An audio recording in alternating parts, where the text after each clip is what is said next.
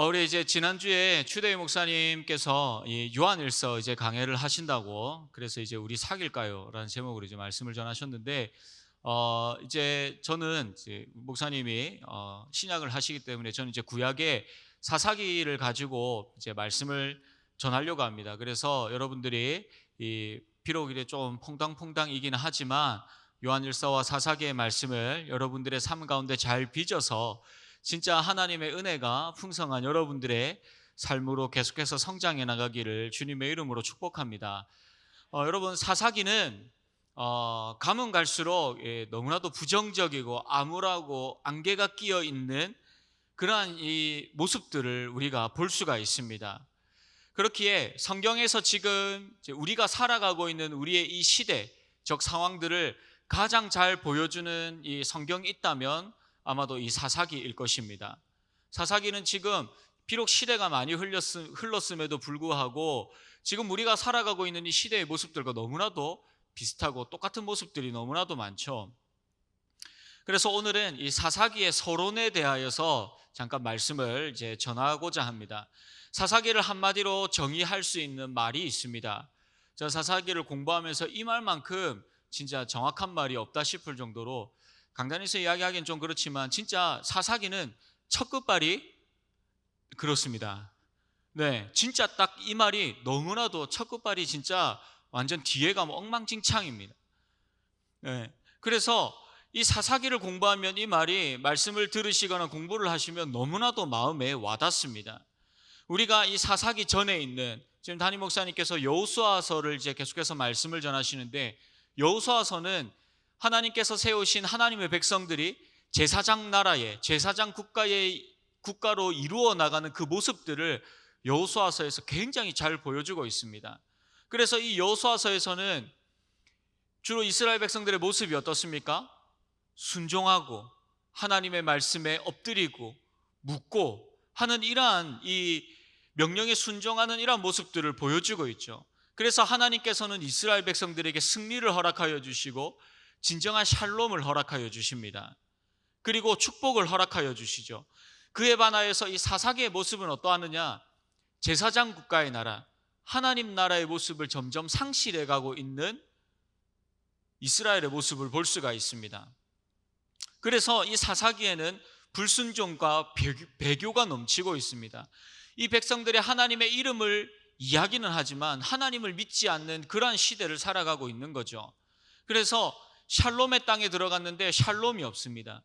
그들의 인생 가운데 평안함이 없는 그러한 시대를 이들이 사사기에서 사사시대를 계속해서 살아가고 있습니다.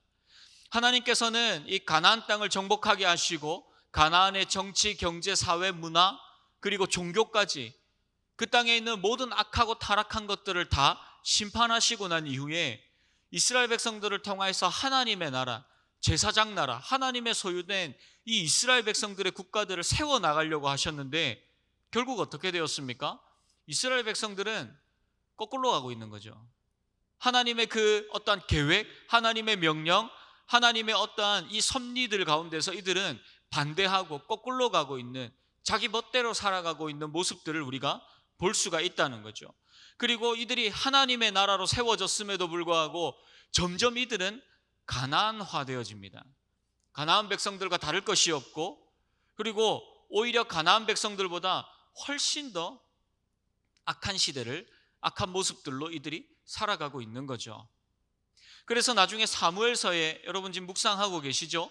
사무엘서에 넘어가면 무엇을 해달라고 이야기를 합니까? 왕을 세워주십시오. 그들의 진정한 왕이신 하나님을 그들이 인정하지 않고 눈에 보이는 인간의 왕들을 세워달라고 사무엘에게 요구하고 있는 모습을 볼 수도 있죠. 여러분, 오늘 본문을 살펴보면 알지만 사실 첫 시작은 나름 좋습니다. 나쁘지가 않다는 거죠. 하나님 앞에 묻고 하나님의 명령에 순종하는 모습을 볼 수 있습니다. 그런데 계속해서 이 사사기가 거듭되어지면 되어질수록 이들은 불순종, 배교, 무엇보다도 자신의 욕망을 위하여서 하나님 앞에 뜻을 묻고 하나님의 뜻을 묻는 게 아니죠. 자신의 뜻에 동의해달라고 하나님 앞에 질문하고 있는 이러한 모습들을 볼 수가 있습니다. 그래서 하나님께서는 이러한 모습을 보지 못하고 주변 나라들을 사용하여서 이스라엘을 심판하시죠. 징계하십니다. 그리고 그것으로 인하여서 괴로워하는 그 백성들을 보시고 하나님은 사사를 보내주셔서 그들을 구원하십니다. 이것이 바로 사사기의 서론이라고 볼 수 있습니다. 그런데 여러분, 참 안타까운 것은 하나님께서 보내어주신 사사임에도 불구하고 이들이 기드온을, 여러분 기드온 아십니까? 기드온 아시지요? 네. 기드온을 중심으로 인하여서 기드온 때까지는 괜찮습니다. 그런데 기드온 이후의 사사들 또한 타락해가고 있는 모습들을 볼 수가 있다는 거죠. 사사를 하나님께서 세우셨다면 기드온의 타락 이후에는 사사를 사람들이 세워나가는, 그리고 사사도 자기들 마음대로 하는 그런 모습들을 우리가 볼 수도 있습니다. 또한 기드온 이후에 이 가나안을 정복하기보다는 이스라엘 안에서 자기들끼리, 자기 종족들끼리 치고받고 싸우고 막 하는 이런 모습들도 우리가 보게 됩니다. 여러분, 이러한 점들을 통해서 사사기에는 크게 4가지의 특징을 가지고 있습니다. 첫 번째가 뭐냐고 하면 사사기의 타락과 구원의 사이클이 나선형 하향 곡선을 그린다는 거죠. 그림 한번 띄워주세요. 그림을 띄워주세요. 자, 그림을 보시면 저기 지금 글자가 작아서 잘 안 보일 수 있는데 저게 뭐냐고 하면 저 초록색이 이스라엘의 타락입니다. 이스라엘이 타락하죠. 그리고 난 이후에 하나님의 징계가 임합니다. 하나님의 징계가 임하고 나면 이스라엘 백성들은 어떻겠습니까? 너무나도 괴로워하겠죠. 그러니까 저게 무슨 색깔이죠? 보라색, 핑크색인가? 저 핑크색이 하는 이스라엘의 회개와 부르짖음입니다. 근데 여러분, 사실은 사사기를 여러분 잘 살펴보시면 이스라엘 백성들이 하나님 앞에 사실 회개하지 않습니다. 그냥 하나님 너무 괴로워요, 좀 살려주세요 가 끝입니다. 하나님께서 그런데 그들의 백성들의 소리를 들으시고 그들에게 사사를 보내어 주시죠. 그래서 파란색이 하나님의 구원입니다. 그리고는 시간이 지나면 5번째, 저 빨간색 글씨 뭐겠습니까? 다시 이스라엘 백성들이 재타락하게 되는 거죠. 이 사이클을 사사기에서는 계속 반복하는데 어떻게 반복하느냐? 좋아지는 것이 아니라 꼭 그 주식이 상장 폐지되듯이 밑바닥을 향하여서 끝까지 곤두박질 친다는 거죠. 더 안 좋은 상황으로 흘러가고 있는 사사기의 모습을 볼 수가 있습니다. 그래서 사사기의 첫 번째 특징은 저러한 하나님의 구원 사이클이 하향 곡선을 그리면서 밑바닥을 향해서 내려간다는 것. 두 번째 특징이 무엇이냐고 하면 샬롬의 땅에 들어왔습니다. 하나님께서 미리 정해놓으신 젖과 꿀이 흐르는 이 가나안 땅, 하나님의 샬롬이 있는 이 땅에 들어왔는데 하나님을 배교하고 하나님을 버리니까 이스라엘 백성들에게 샬롬이 있습니까? 없습니까? 없죠. 그래서 샬롬의 땅에서 샬롬이 없는 삶을 그들이 살아가는 거죠. 계속해서 고난, 그리고 압제, 무질서, 혼돈으로 가득 찬 그러한 삶을 살아가게 되는 것이죠.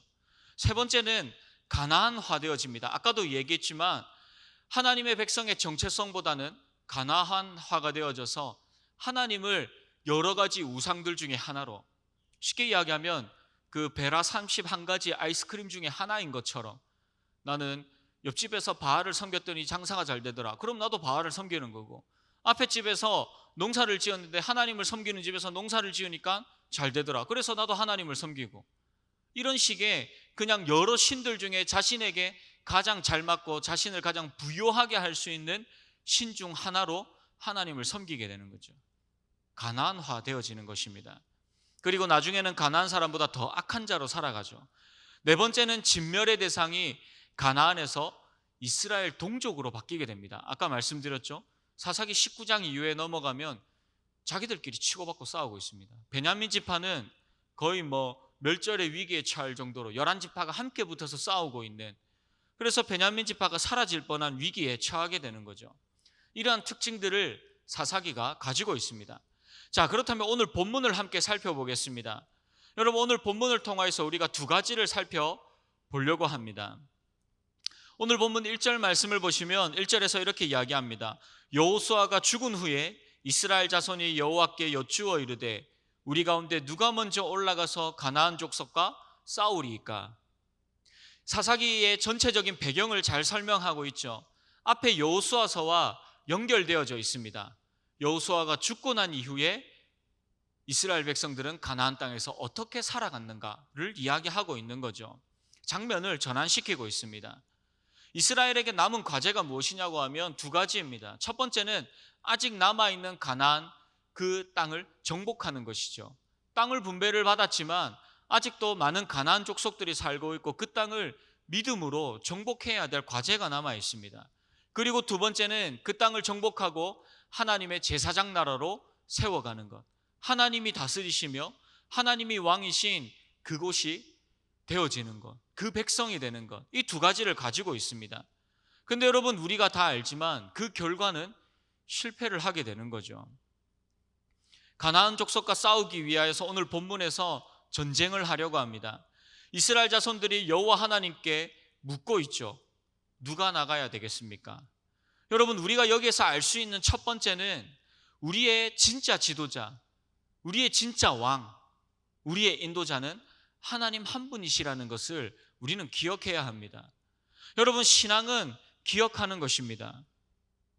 신앙은 기억하는 것입니다. 마음에 새기는 것입니다. 무엇을 새깁니까? 하나님이 나의 왕이시며 하나님이 나의 인도자이심을 우리는 기억하고 새겨야 됩니다. 이것이 신앙이라고 볼 수 있습니다. 여러분, 여호수아서에서도 볼 수 있지만 이스라엘 백성들이 출애굽을 하고 그리고 광야의 생활을 지나고 가나안 땅을 정복하고 이 자리까지 올 수 있었던 것은 위대하고 뛰어난 지도자가 있었기 때문이 사실은 아닙니다. 하나님이 그들과 함께 하셨기 때문에 승리할 수 있었던 것이죠. 여러분, 이 사사기에서 겉보기에는 지도자가 없는 이 이스라엘의 모습이 위태합니다. 그들에게 왕이 없으므로 우리에게 왕을 세워주십시오. 왕이 없기 때문에 그들이 고난과 고통받는다고 생각했다는 거죠. 그런데 여러분, 진짜 위험한 이스라엘의 모습이 무엇이냐고 하면 하나님을 지도자로, 하나님을 왕으로 그들이 생각하지 않는 데에서 있습니다. 정말로 중요한 것이 무엇입니까? 그들의 공동체 가운데 모세가 있는 것입니까? 여호수아가 그들을 인도하는 것입니까? 아니면 다른 지도자가 세워져 있는 것입니까? 여러분, 이스라엘 백성들에게 그게 별로 중요하지 않습니다. 어떠한 뛰어난 지도자가 있다 없다, 이것은 별로 중요한 문제가 아니라는 거죠. 이들은 직접 하나님과 소통할 수 있습니다. 하나님에게 직접 묻고 있습니다. 하나님이 대답해 주십니다. 전쟁은 지도자에게 달려있는 것이 아니라 하나님의 손에 달려있음을 그들이 기억해야 된다는 거죠.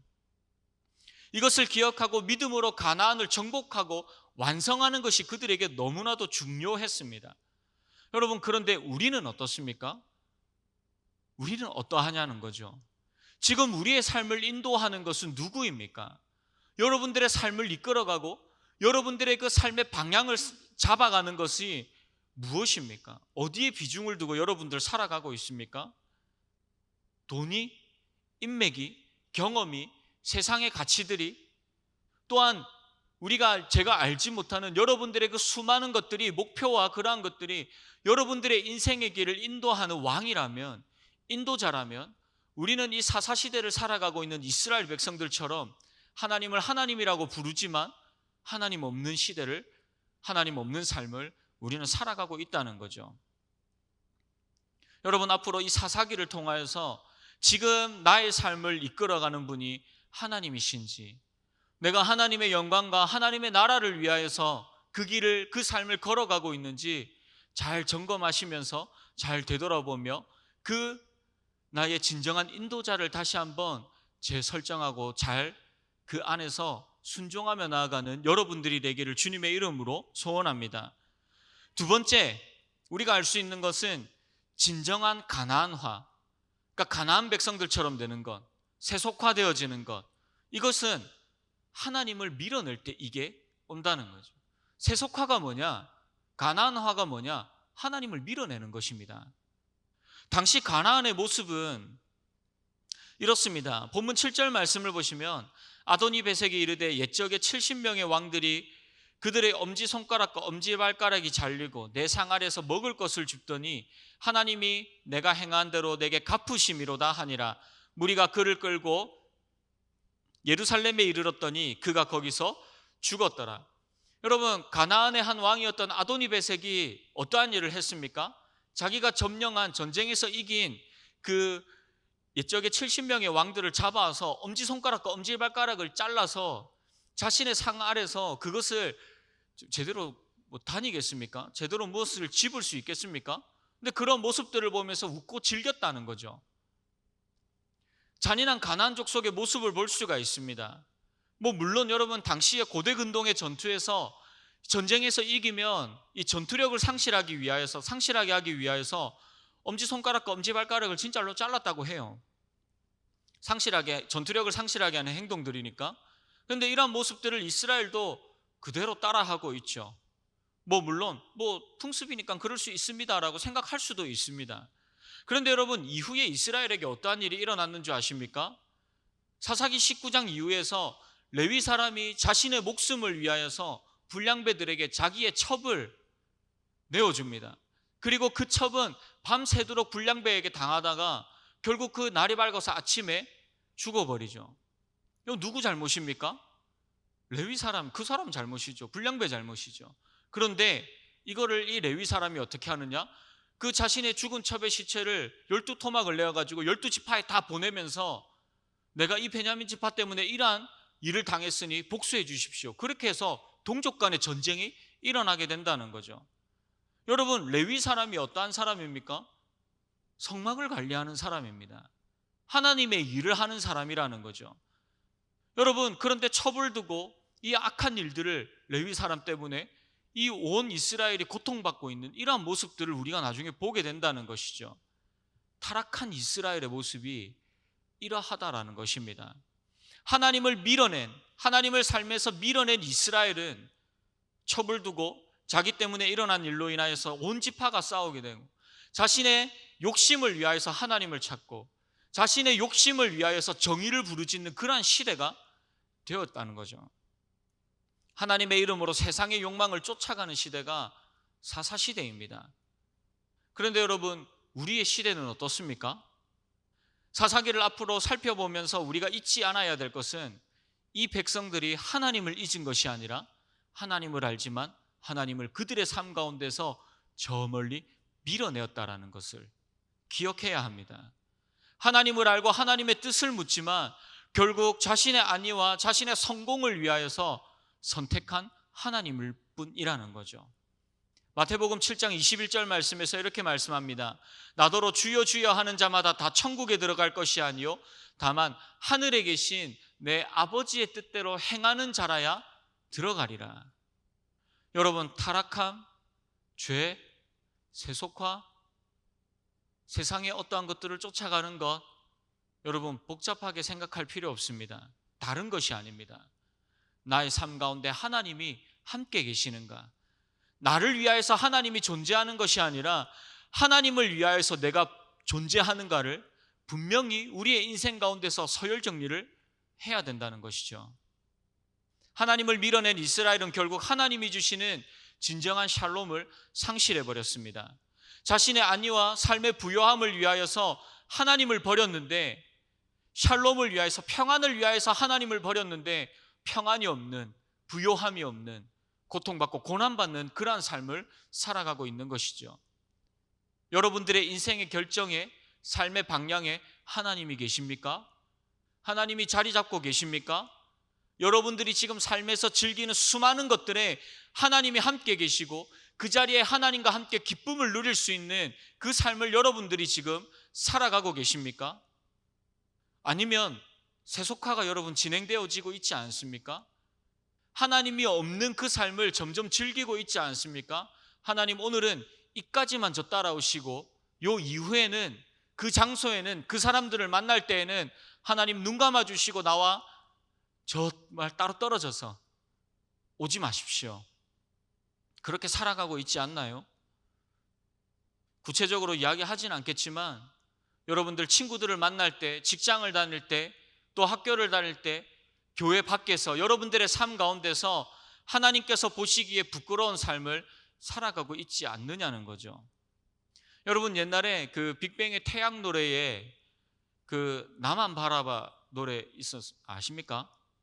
그 세대는 맞죠, 여러분? 네, 거기 보면 가사가 어때요? 저 이거 처음에 듣고 굉장히 돌 풀로 쌓이구나 생각을 했어요. 어떻게 해요? 내가 바람 펴도 너는 절대 피지 마. 베이베. 베이베는 왜 붙이는 건지 모르겠어. 가사가 그래요. 내가 바람 펴도 너는 절대 피지 말고 나는 너를 잊어도 너는 나를 잊지 마. 그게 뭔 내용이야 이게. 여러분, 그런데 이 가사의 이러한 모습들이 내가 하나님을 향하여서 이야기하고 있는 것은 아닌지 생각해 봐야 된다는 거죠. 하나님, 나는 내 마음대로 살지만 때로는 나는 하나님을 잊고 살아가고 있지만, 나는 하나님을 밀어내지만 하나님은 절대로 그러시면 안 돼요. 내가 필요할 때 언제든지 나타나셔야 돼요. 내가 필요할 때 언제든지 도와주셔야 돼요. 저 버리지 마세요. 저 잊지 마세요. 나는 잊어도 됩니다. 하나님은 잊지 마세요. 우리는 그렇게 살아가고 있지 않느냐는 거죠. 나를 위하여서 하나님이 존재하시는 것이 아니라 내가 하나님을 위해 존재하고 있는 자임을 기억하시기 바랍니다. 모든 사람이 자신의 삶을 위하여서 하나님을 찾는 이 사사시대와 같은 오늘날의 이 시대 가운데서 하나님을 위해 살아가기를 기도하며 결단하며 우리의 인생을 하나님을 위하여서 쓰임받기를 기뻐하는 우리 청년부 모든 지체들이 되기를 주님의 이름으로 축복합니다. 말씀을 맺겠습니다. 우리는 오늘 말씀의 제목과 같이 하나님을 밀어내는 시대를 살아가고 있습니다. 모든 사람들이 자신의 안위와 자신의 만족과 재물과 유익을 위하여서 하나님을 밀어내고 있습니다. 세상의 필요를 위하여서 하나님을 찾는 사람들이 더욱더 많이 늘어나고 있습니다. 그러한 시대 가운데서 하나님이 오늘 이 말씀을 통하여서 우리에게 무엇을 원하시겠습니까? 피아 식별. 뭐죠? 적군인지 아군인지 분명하게 하기를 원하신다는 거죠. 하나님, 오늘 이 시대에서 주님의 이름을 맹목적으로 부르고 자신의 안위를 위하여서 찾는 자가 아니라 삶으로 하나님을 경배하며 하나님과 교제하기를 원하시며 하나님의 말씀에 순종하기를 원하는 그 한 사람을, 그 공동체를 찾고 계십니다. 진정한 샬롬이 없는 이 시대에 주님의 약속의 말씀 가운데 거하며 참된 평화의 은혜를 누리며 주님과 함께 동행하는 우리 실로암 베델 모든 지체들이 되기를 주님의 이름으로 축복합니다.